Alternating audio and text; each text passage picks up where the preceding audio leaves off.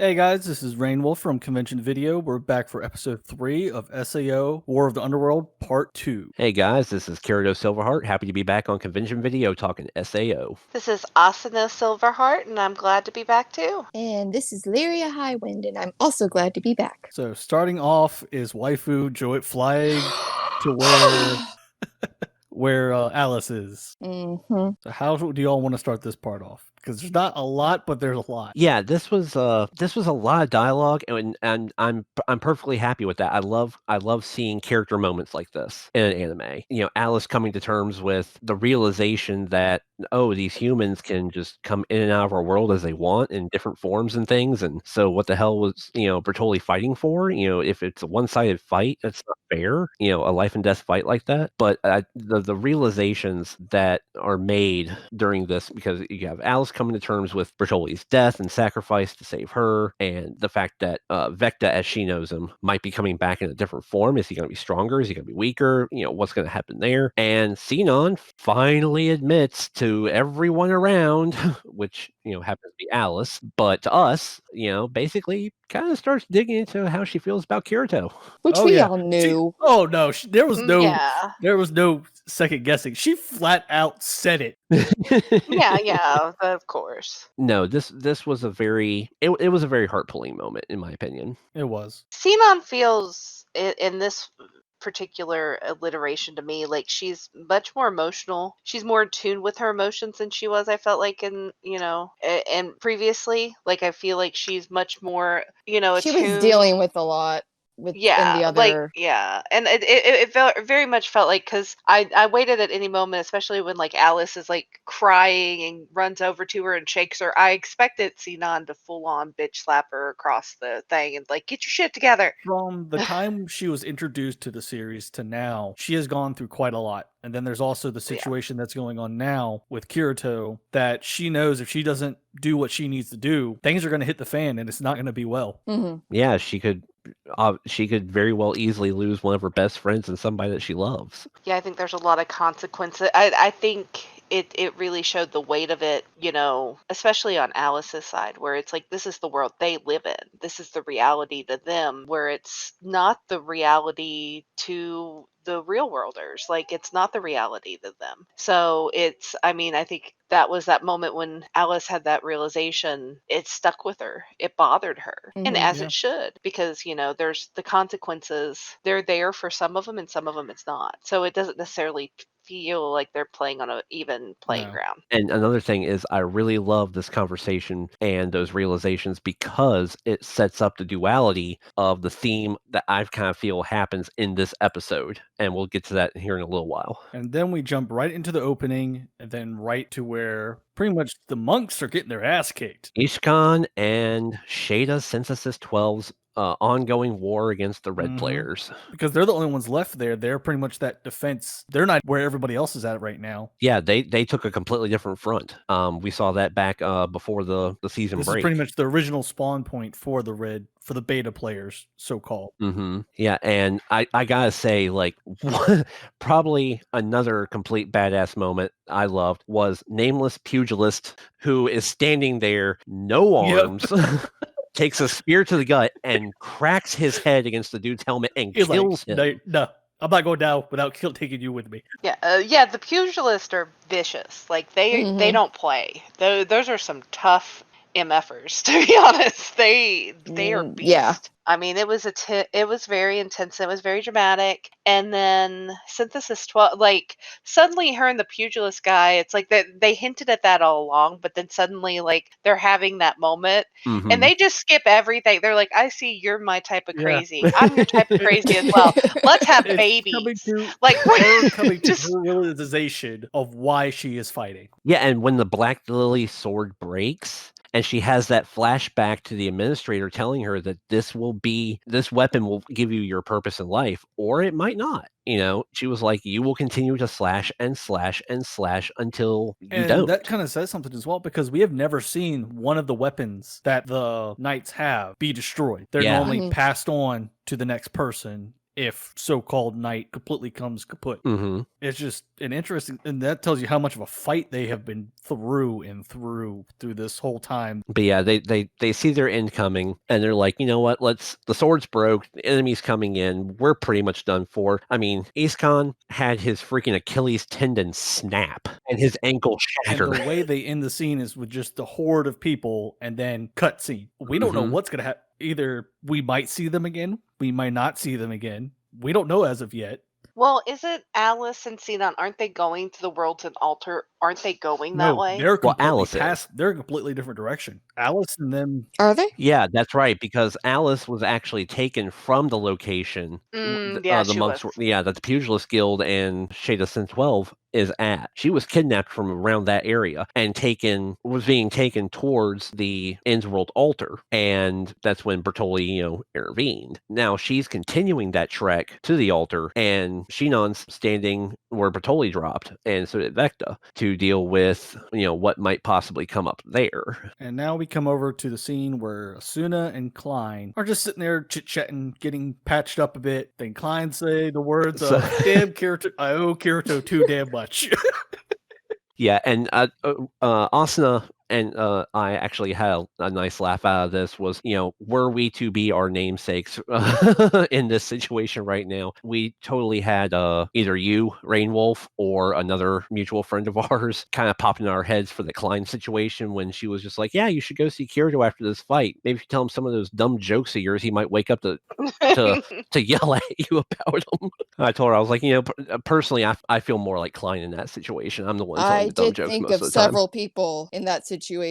But this is also where Rainwolf here from last week gets his "haha, I was right" moment with Visago making his presence known. And we find out that Visago is actually Poe, the former SAO Laughing Coffin Murder Guild leader. I had a feeling somebody was still around. There was no way, definitely for somebody of that leadership and that killing intent through that game. Because the only way he's going out is by death. He is not getting arrested, nothing of that sort. Yeah, it's a sick, twisted game to him. He doesn't care who he hurts. He doesn't care who he steps on. He doesn't care who gets in his way. He just wants to murder for the thrill of murder. Yeah, some men want to watch the world burn type of ordeal. But this leads right here into what I think is going to be a very interesting turn to play out for the red players. Some of them that actually think of the game and actually notice some of the situations that's going on.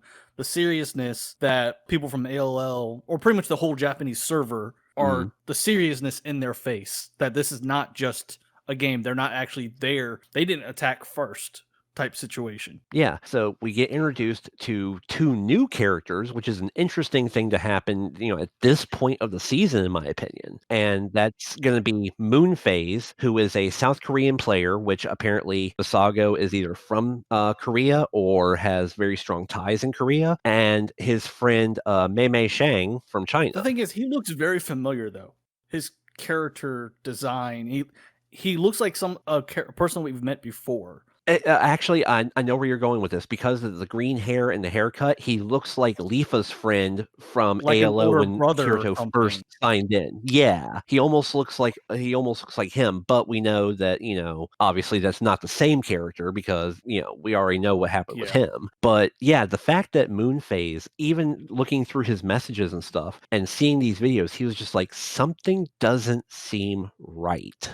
It really makes me wonder that if they're going to start having a turn from the inside. And the thing is, with being a so-called beta tester or just seeing a friend of his that we got introduced to, they are hardcore gamers. They've been around for a hot minute. They're not one of those people that are just hopping in to play a game, find a game, they'll be there for a hot minute and then leave. Yeah, and I love the fact that it's his feelings about this whole situation are kind of put alongside his feelings about what's happening in his life in the real world, just from that little introductory moment of him at the VR cafe, when he's just like, well, I'm about that age. I'm gonna have to register for the military and everything pretty soon. Too bad they don't have atmospheres for the military. And then he gets put into this military engagement type situation. Mm-hmm. And I don't know, there's something about it that makes me think that this is going to be no, these guys are the assholes, we're being played, and we're going to revolt. And the thing is, he already seems something fishy about Foe or whatever. What's his face? Yeah, Visago. Yeah, because Visago is running this entire propaganda smear and saying campaign. He's an admin. And like, yeah, and even Moonface is just like, is this guy really an admin? Why doesn't he just kill the server power? He's like, if it's being attacked and you're being stripped of admin privileges, why don't you just log off, kill the power to the server, and be done with this shit? Mm-hmm. He's like, something doesn't add up. And now, dipshit, crazy psychopath McGee.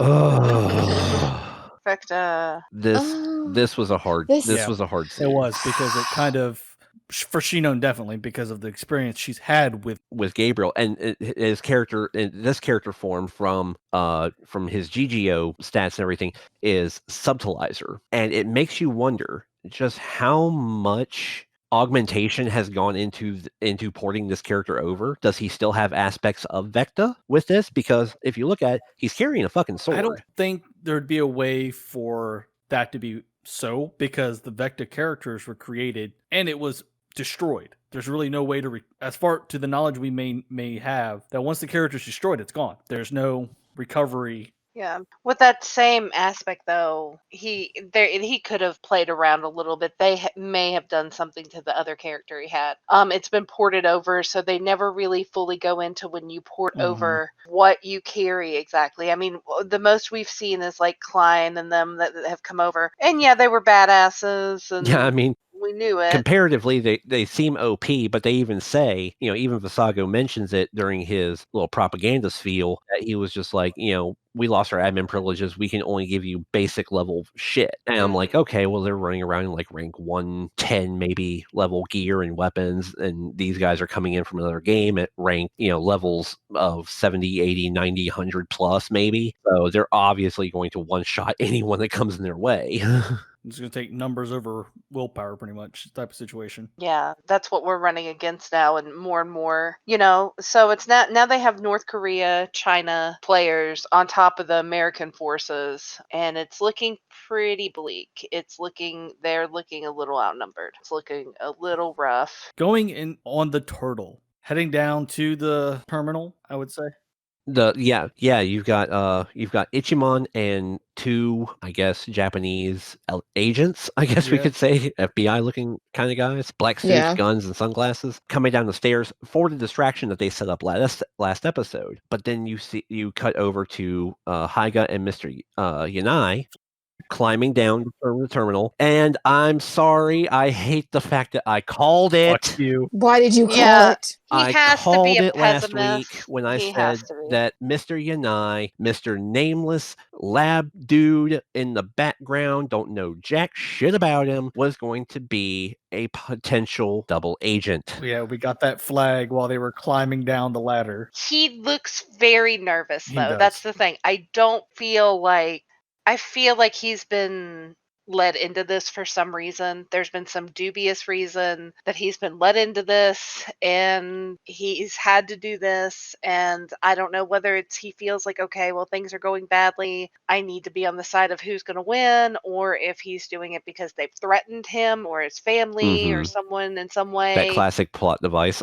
Yeah, he seemed very nervous about it. So there's something amiss, something awry there too. So, but that could benefit Haiga in the end. Him, the nervousness of the red shirt guy is going to be very beneficial to Haiga. He also, Haiga, as you've seen, he thinks quick on his feet. Yeah. So I think this is a small He wasn't hiccup. picked as one of the creators for the Underworld for a reason. Right. But yeah, so Yanai clicks that little device hidden in his shirt, and the animation leads us to believe that triggers a remote alert that the hull is being opened. I don't think that was it. I think that was the gun that was under his shirt. That wasn't a remote. Oh, that's what I thought. It was a gun. I thought it was the gun. To me, it's a slip up on their end where they forgot to disable the trigger for the pressure hull. Okay, see that makes a little bit more sense because to me it almost looked like he reached down and clicked something, which could have been him taking, either just like feeling the gun and you hearing it rattle in his shirt, or it just seemed to me like he had like a device that he clicked and all of a sudden you got going off.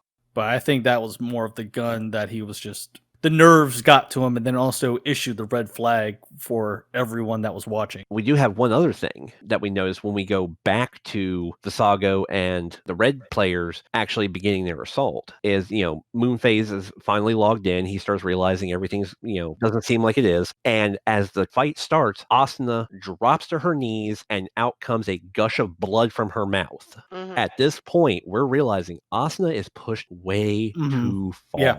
Well, She is reaching her limit. She's one of the 3 that are under the flux light. They're not there as their normal avatars, so that's not going to put as much strain on them. And plus, she kind of overdid it with her. She's been there longer. Well, it's not this. It's just she overused her abilities that were given by her goddess character too much in the beginning. And as they said, that was going to put a strain on her. And if you overuse your abilities, you're gonna have issues. And just like I said, she's been there the longest. She's been fighting an extremely long time. She's been fighting with no rest. She is putting a great strain. Yeah. Yeah. I mean, she gets maybe 15, 20 minutes of heal time, and then she's right back into it. I think the longest break that she's technically had is moving from one camp to the other. And God knows how much fighting we didn't see, just in the transition. From that, I think there was really no fighting getting to where they are now, to the camp they're at now. Besides when they spawned her on her and Shinon decided to be an OP. Still probably one of the best entrances. Oh yeah, in this great entrance and a great way to end a part 1 of the series. But yeah, so Asuna's coughing up blood and she's reaching her physical limit. The ALO and the rest of the Japanese server, they're back in the fray, and we're starting to see more and more casualties popping up. Even Asuna's sitting there in complete fear and shock because she's like, well, this person's dropping, and then you have Visago just laughing at her and laughing over the situation. And my thing is, this is building up to more of the moment of where Kirito would come back, but the thing is, can't really have that without the 3 of them getting to the chamber to activate, from what they were explaining in the last episode, where for the 3 of them, for Shinon, Asuna, and Lifa, to get together to activate. Yeah, I see where you're going with that. And I think there might be a workaround of that. And I could almost see this being Visago's attacking Asuna when she's at her weakest. This is when Kirito comes back. I could see this being the moment, like you were saying, because they're not necessarily saying that Asuna, Lifa, and Shinon have to go somewhere particular. What has to happen is what happens at the very end of this episode. And when we go back to the raft and we see Hyga connect into the console and get the system online to link Asuna, Lifa, and Shinon and Kirito's Fluctlight systems, their Fluctlight bays, to one central console in the sub-control room that they were working in originally. And that's when Mr. Yanai, Mr. Redshirt, pulls the gun on it. So, maybe this could lead to a situation where Hyga talks his way out of the situation, figures out why Yanai's possibly trying to turn, or Yanai catches a random bullet to the face from somebody else. Or he ends up just pulling the random, goes ahead and does it, and then tries to take care of Mr. Red Shirt.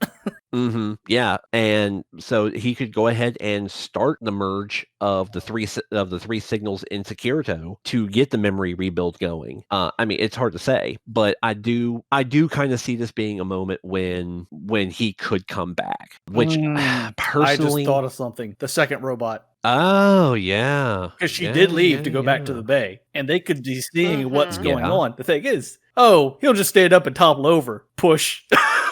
Yeah. They take him to the thing, and instead of him climbing down the ladder, it falls and crushes dude.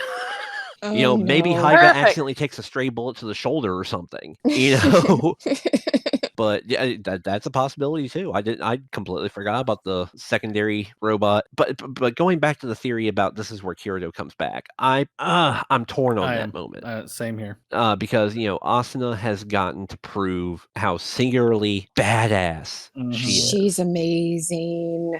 She's had her moments and she's had her fight. And yes, she's at her weakest, and this would be the perfect time for the White Knight to come in and save his love and his princess. But at the same time, doesn't that do a disservice to Asuna? Exactly. Like, I want him to come back. Isn't the series itself really fucking good at doing a disservice to characters like That's Asuna. always happened with her. Yeah, Though. I was gonna From say they've season done 1 it to before. now, that's always happened with her. I mean, literally the best arc that she's No, had not so up much till with now season 1. was Not so much with season 1. Season 2, yes.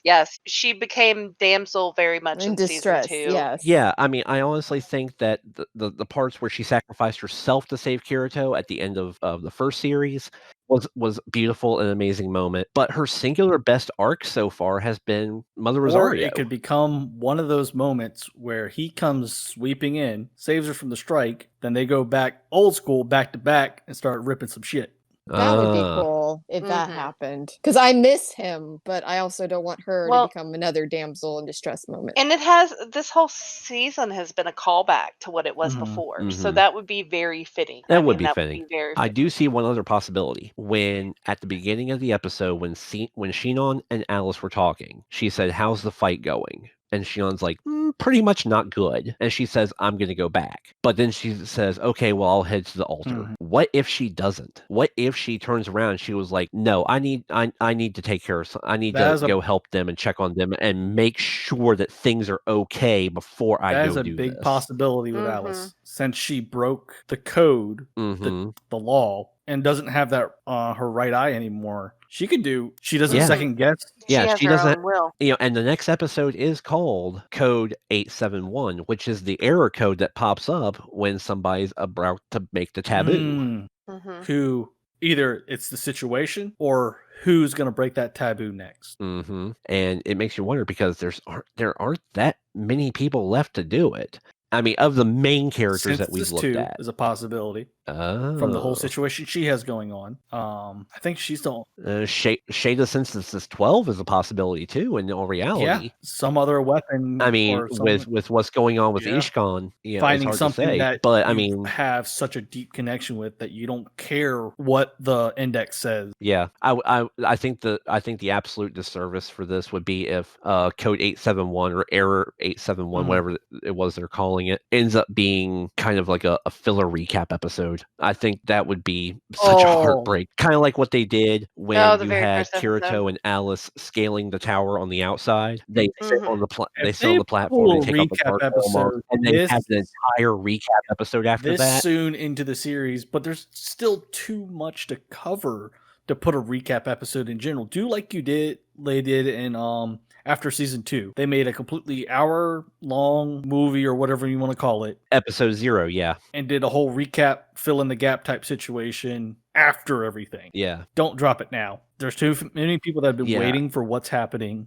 The story has built so much. Yeah, I don't know. I don't want to see an episode where it's a 23, 24-minute episode and 17 minutes of that is Alice having thoughts and flashbacks of everything as she's flying towards this thing, and all of a sudden she just whips a U-turn at the end.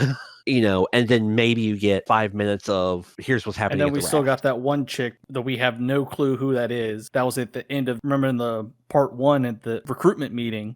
We still don't know who the hell she is or what her involvement is. So many questions. Series is good for that. I think we'll wrap it up there. I hope y'all are enjoying what we're doing so far with episodes 1, 2, and now 3. This is Rain Wolf. This is Kirito Silverheart. This is Asuna Silverheart. And this is Lyria Highwind. Leave a like, comment, maybe even subscribe. Remember to hit that bell button to stay up to date with all information. And we'll see you next week. Bye. Bye.